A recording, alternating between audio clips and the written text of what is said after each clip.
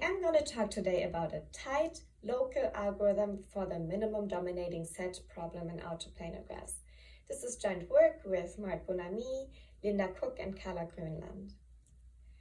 A dominating set is a subset of the vertices for which each vertex is either in that set or has a neighbor in that set. So here, on the left and on the right is the same graph with a different dominating set each, which is in red. The main difference between these two dominating sets is their size. So on the left it has size 4, on the right it has size 3. And one can actually show that we cannot find a dominating set of size 2.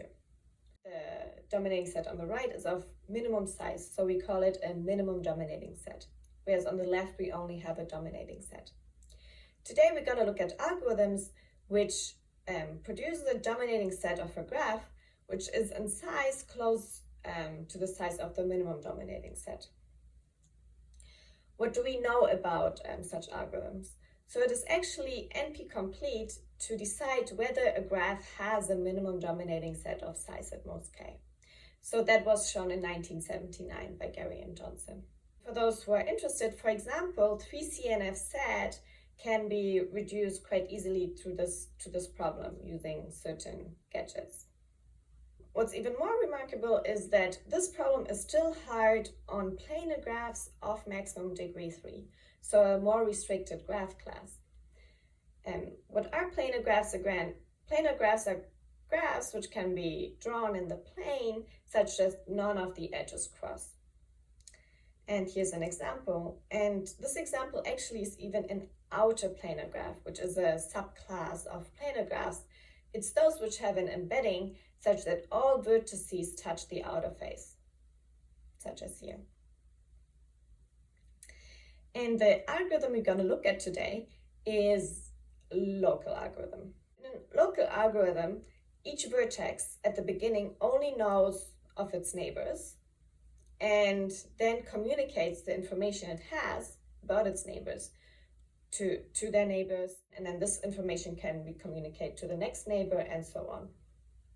So after k communication rounds, a vertex has information from its neighborhood of distance k or k plus 1. So then after it receives that information, it makes a decision. So the decision in our case would be I put myself into the dominating set, or I do not put myself into the dominating set. So the output is going to be a dominating set, but we make the decisions locally. And why these algorithms are interesting is, for example, if we have a very large network and we just want to make some random queries, for example, and then predict maybe the size of a dominating set. Okay, so what do we know about local algorithms for minimum dominating set approximation?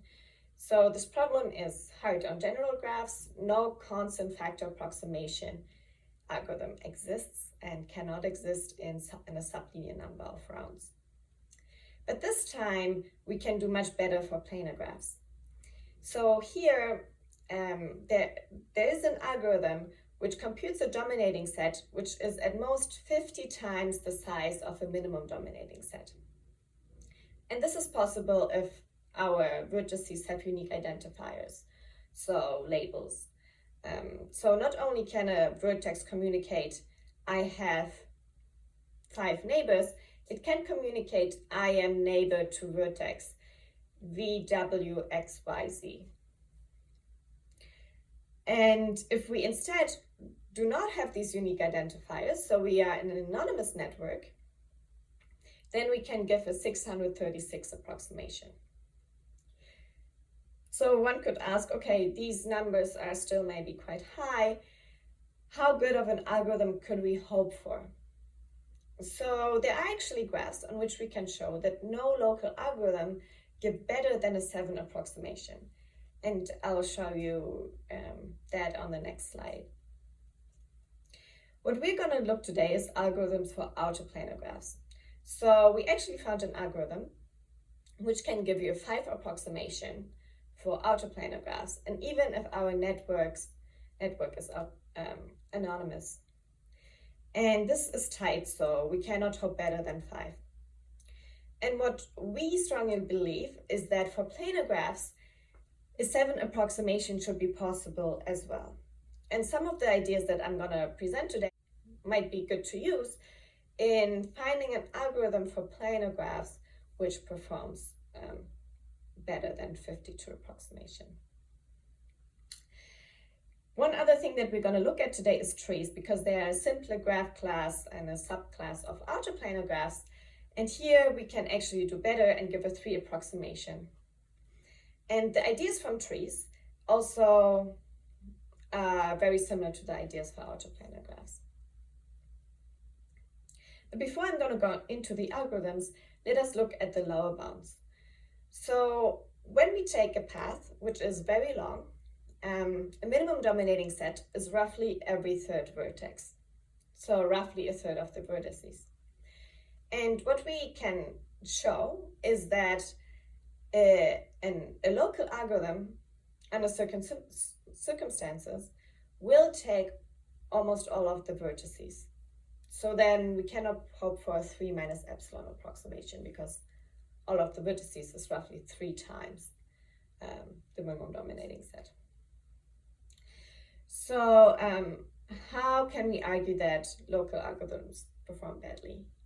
Well, it would be easy if we had an anonymous network, because in an anonymous network, the neighborhood of size k of each vertex in the middle of our graph looks the same. So our algorithm would have to make the same decision, which would have to be that it picks all of these vertices into the dominating set. So almost all of the vertices in the middle are gonna be chosen. Now it gets a little bit different if we have unique identifiers, because the neighborhood structurally looks the same, but it might be that that the labels are different. So the neighborhood is labeled differently for one vertex than for another, so we might make different decisions. But given a local algorithm, we can show that there is some labeling of the path for which the algorithm would perform badly for. And the same idea actually works for outerplanar and for planar graphs. So in outerplanar and planar graphs, what we have is here two graphs for which the neighborhood of distance k of each vertex in the middle of this graph looks the same. So again, the idea is that our algorithm would pick all of these vertices for which the neighborhood will look the same. Let us look at the algorithm for trees. So in trees, what we can do is actually quite easy. Each vertex computes its degree, and then in the first round sends it to its neighbors. So quite easy of an algorithm. And then the vertex is going to put itself into the dominating set if it is of degree at least 2, or if it has no neighbor of degree at least 2. It's quite easy to see that this is actually a dominating set. So either you have a neighbor of degree at least 2, then this vertex is going to be in the dominating set and you are dominated, or you have no neighbor of degree at least 2 and then you are in the dominating set yourself. What we're going to show is that this output, which we call D, and minus a minimum dominating set S, is at most 2 times the size of that minimum dominating set S. And this will show that D is at most 3 times the size of S, so we in fact have a 3 approximation. And this we can do with a little trick. So we start with our tree or forest, here G, and for each vertex, which is not in S, we contract it to one of its neighbors in S. So here A1 is contracted to S2, B1 is contracted to S1, and for example, A4 is contracted to S4. And this gives us a graph H. And well, the graph H doesn't have many vertices, and it's also a tree, so still a tree and doesn't have many edges. And what we want to argue that through this contraction, Like there couldn't have been many vertices in D that we contracted. And how we do that, so on the left, A1 is contracted to S2, and its neighbor B1 is contracted to S1. So the edge A1, B1, we actually see it in H as the edge between S2 and S1. So how we could see it that A1 and B1, which are both picked in D, contribute half an edge to H. So, and there's not many edges in H, so we can do a double counting. So what we can say that 1/2 times D minus the set S, those that get contracted, contribute half an edge to EH, and we have at most the size of S minus 1 edges in H, because H is a tree on S. And from that we get what we wanted to show, that D minus S is at most in size 2 times S. So now if we go to outer planar graphs, the algorithm is just as simple. So we pick all vertices of degree at least 4 and vertices with no neighbor of degree at least 4 into the dominating set. And if we tried now to prove it in a similar way, we would do the following. We would start with the graph G and contract each vertex, which is not in the minimum dominating set S in red here, to its neighbor in S. And the difference this time is that we get multi-edges. So H will still be outer planar, and outer planar graphs have at most 2 times S edges, so that would be fine. Just that they can appear with multiplicity.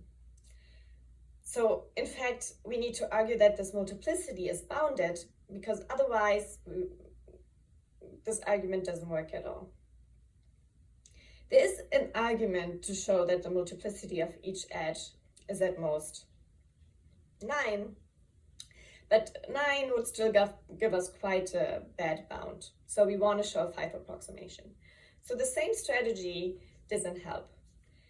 But the idea of the graph H does help in this case, because we could think about how do edges in H, where do they come from? Here, for example, we saw A1, B1 contribute here as well, and edge S2, S1 to H. And we could think about what this corresponds to. And then we come to the notion of some type of region that I will explain in a little bit. But we see that this doesn't really work. So what we need to do is we need to make a more detailed analysis. So, and we do it by another strategy. So still we want to show that the size of D minus S is at most 4S. So this is what we want to show. So how we go about it, we consider a counterexample to that equation star here. So a graph G for which our algorithm computes a dominating set D, which is quite large. So it's so large that D minus S is greater than 4 times the size of S. And we take this counterexample and we show that this counterexample cannot exist. And how do we do that? We consider a minimum counterexample with respect to some properties. So we take a counterexample which minimizes the size of the set S. So a graph G which has as small of a minimum dominating set as possible. It maximizes the size of the set D minus S, and it minimizes the size of the edges of G. So why do we do that? So assuming that we minimize the size of the edges of G, we can assume that S is a stable set. And this is because if we have 2 vertices in S which share an edge, then we can simply delete that edge, because we didn't need it to dominate a vertex, because they dominate themselves. And it also doesn't change the output of our algorithm D, because it doesn't change the output of D minus S. So the analysis, we still have d minus s is greater than 4s, and we still have a counterexample. Minimizing the size of s, and with respect to that, maximizing the size of d minus s, we can assume that no two vertices in S have a common neighbor. And yeah, this is true because it's a little bit harder to argue, but we can assume that there's two vertices in S which share a neighbor. And then we could try, for example, to split that neighbor if it has large degree and a very large degree, let's say degree at least 8, split it into two vertices of degree at least 4, and now have one more vertex that we also gonna pick in D, because in D we pick all vertices of degree at least 4. So we pick one more. And depending on the situation, we can do another operation and show that in any case, we can find a smaller counterexample with respect to this list here. So now with that, we can assume that our regions that I talked to at the beginning here, vertices, we have S1, S2, and U1, say, in H would be contracted to S2, and V1 would be contracted to S1, and they would give us some edge in our graph H that I showed you before. So this is what we call a region, and we can assume that the region between some vertex S2 and S1 and S1 and S3 looks the following way. So we can assume that S2 is not connected to S1 because we have a stable set, but also S2 and S1 do not share a vertex. So yeah, basically we have this type of picture because also if we cannot have any more vertices in these regions between S2 and S1, because then our graph would not be outerplanar. So here we use outerplanarity. And what can be though is that, for example, U1 is equal to U2, V1 is equal to V2, and everywhere we see here question mark, we could assume that this is one vertex instead of two. So really what we do is we find this type of structure in our graph, we say it has to exist. And then we reduce each of these structure to a smaller structure, and we find a smaller counterexample. And I'm gonna give one case only. We're not gonna do the whole case distinction. So let us look at this, for example, let's say we have the structure in G as here on our left. Then what we did is we delete S1 and its neighborhood. So this will decrease our graph, and it actually deletes a vertex from S. So we actually have something that would be more minimal. And okay, we delete that. And then we add some edges and some vertices. And why do we add these edges and vertices? Because we need to make sure that G prime is still a counterexample to the equation D minus S is greater than 4S. So we need to make sure that by this deletion, so we delete one vertex from S, which is fine, and from each vertex of S, we are allowed to delete 4 vertices of D. So we delete V1, V2, W1, W2. But now we need to make sure that we do not decrease the degree of here U1 and U2 and X1. So note that in G, U1 has degree 4, and the same degree it has in G prime. And with U2, it has 3 neighbors in the structure in G, and in G prime,